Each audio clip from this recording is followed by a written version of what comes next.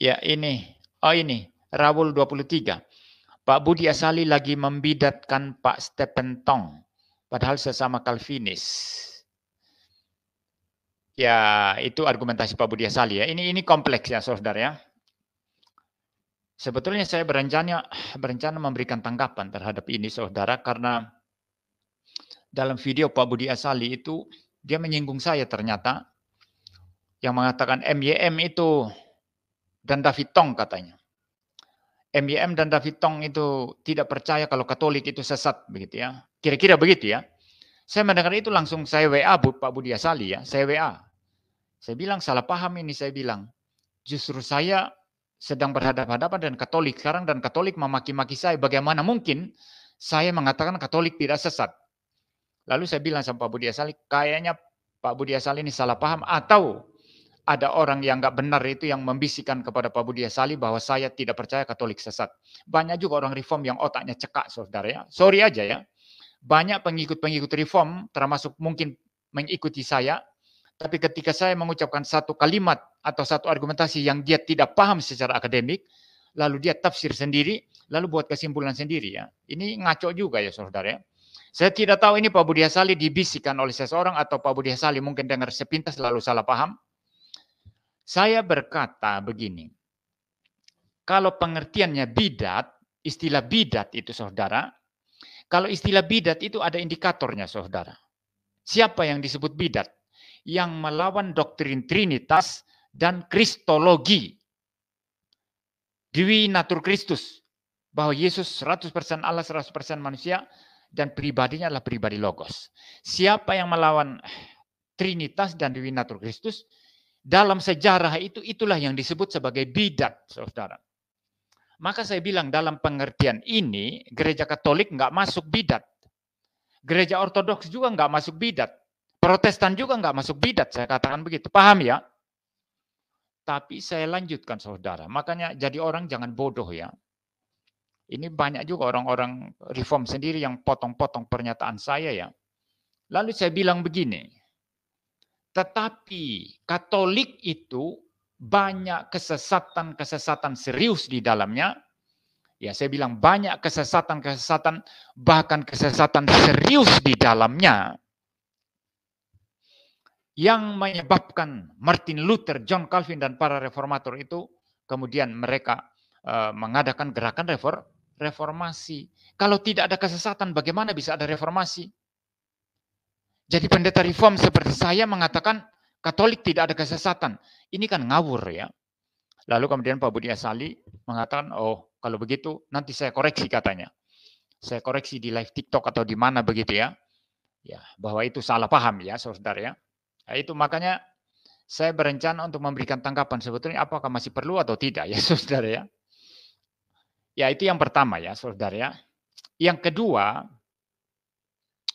dalam hal bersikap terhadap pendeta Stephen Tong, saya berbeda dengan Pak Budi Asali. Dalam hal bersikap maksudnya ya saudara ya. Karena Pak Budi Asali ini keras sekali terhadap Pak Tong.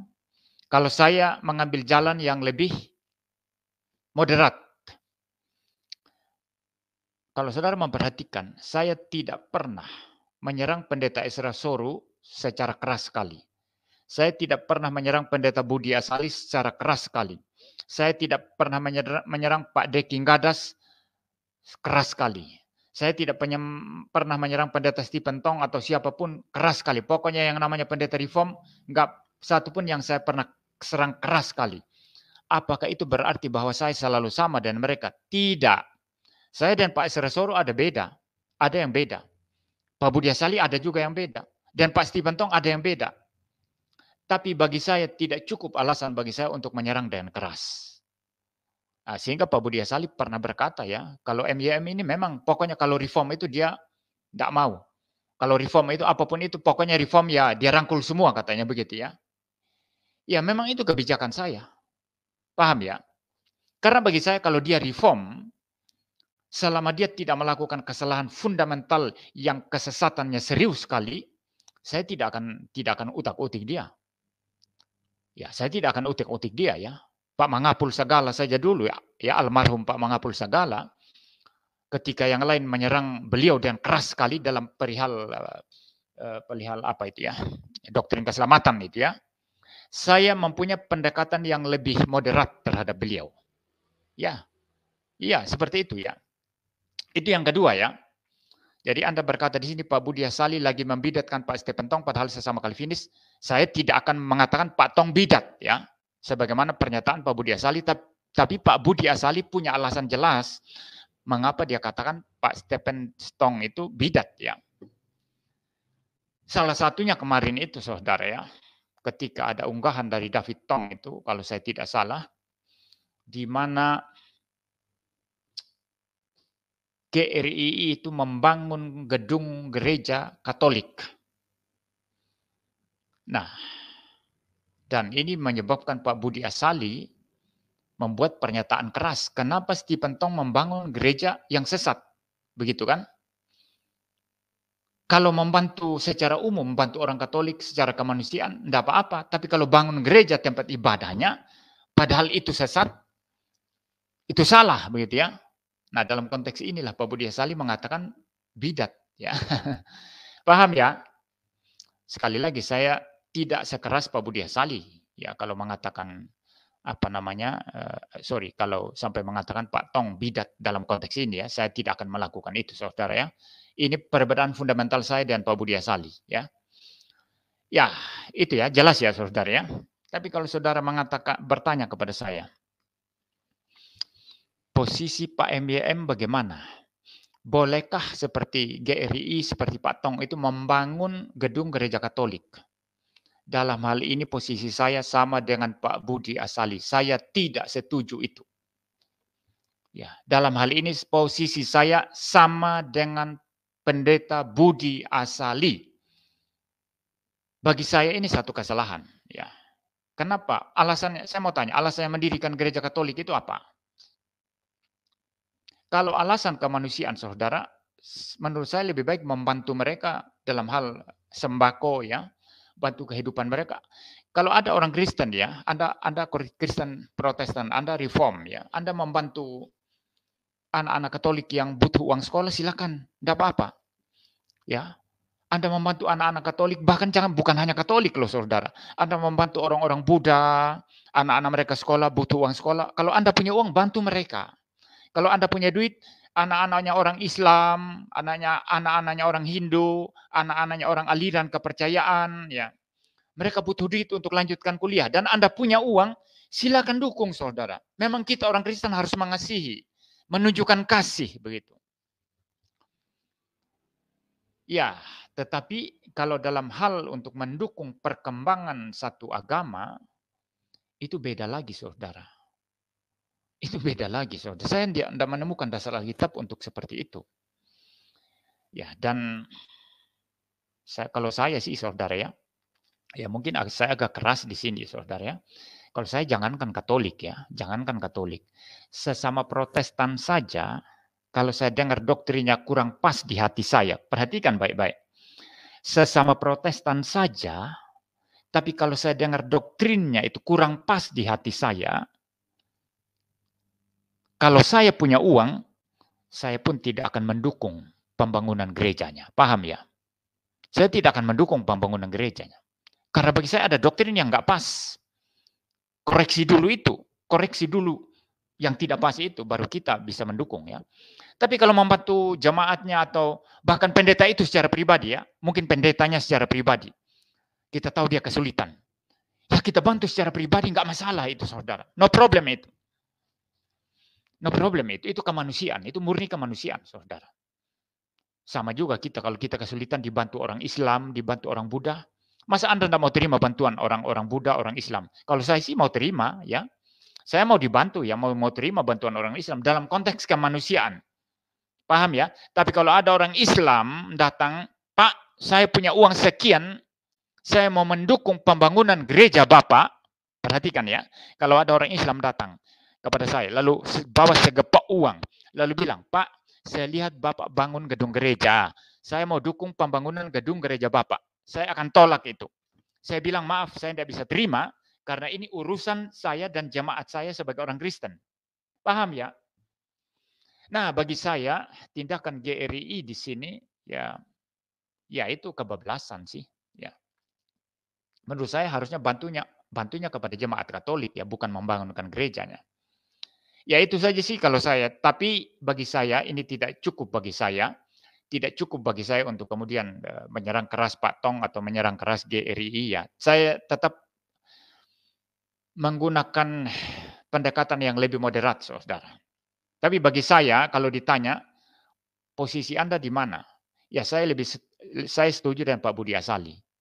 Itu memang nggak bisa itu membangun gedung gereja yang kita sering kritik, ada kesesatan di dalamnya, ada doa-doa Marianya, ada doa-doa untuk orang mati dan lain sebagainya, lalu kita mendukung pembangunan, gimana itu? Saya tidak lihat itu sesuatu yang urgent untuk dilakukan orang Kristen, apalagi reform ya. Ya orang Protestan, apalagi reform ya, saudara ya. Jadi saya berencana sebetulnya memberikan tanggapan mengenai hal ini, tapi saya pikir saya tidak perlu lagi. Mungkin bagian ini akan dipotong nanti, saudara. Ini bersyukur ada yang tanya ya. Bagian ini dipotong lalu diunggah tersendiri ya, saudara ya. Saya pikir itu ya, jelas posisi saya ya.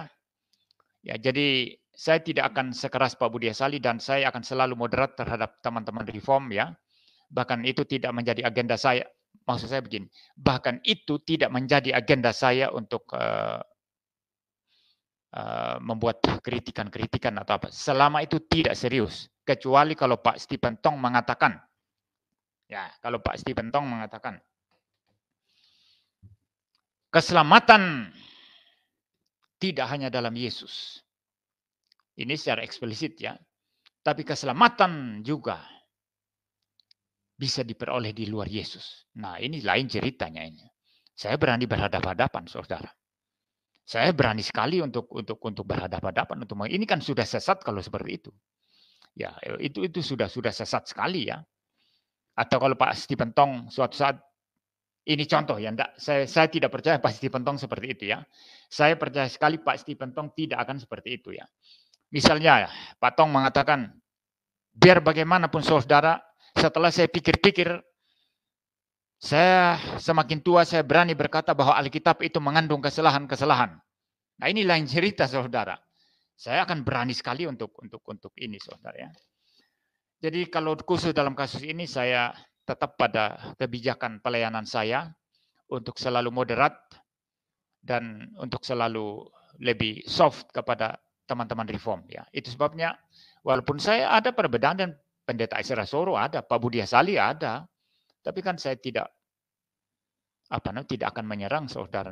Saya tidak akan melakukan itu. Dan Pak Deki saya bisa saja ya untuk mencari alasan untuk berselisih lalu menyerang, tapi saya tidak akan melakukan itu. Ya, itu posisi saya ya. Semoga ini jelas ya saudara ya. Jadi jangan tanya lagi ini bagaimana ya. Kalau saya setuju dengan Pak Budi Asali di sini dalam hal pendirian Gereja Katolik oleh GRI, harusnya itu tidak boleh dilakukan ya. Ya, apalagi aliran reform yang strict yang biasanya selama ini sering mengkritik kesesatan-kesesatan yang ada. Ini bagi saya kebablasan, saudara, kebablasan ya. Saya pikir itu ya, saudara ya. Kalau saya sih lebih menginginkan spirit yang konsolidatif ya. Bukan saja di kalangan pendeta-pendeta reform atau pengkhotbah Injil yang saya anggap pengkhotbah Injil yang sejati, tapi bahkan secara lebih luas di dalam lingkaran evangelikal ya, di dalam lingkaran Injili. Kalau saya mau berdiri sama-sama, mau merangkul aja kalau saya. Kecuali kalau ada yang serius sekali, ya maafkan saya ya, saya akan berada di garis depan. Tidak peduli dia adalah orang besar, orang terhormat, atau orang penting sekali, saya tidak peduli kalau saya. Ya, tapi kalau belum memenuhi alasan itu, saya lebih baik diam aja lebih bagus ya. Saya pikir itu ya, mungkin bagian ini nanti akan dipotong dan diunggah tersendiri sebagai tanggapan saya ya.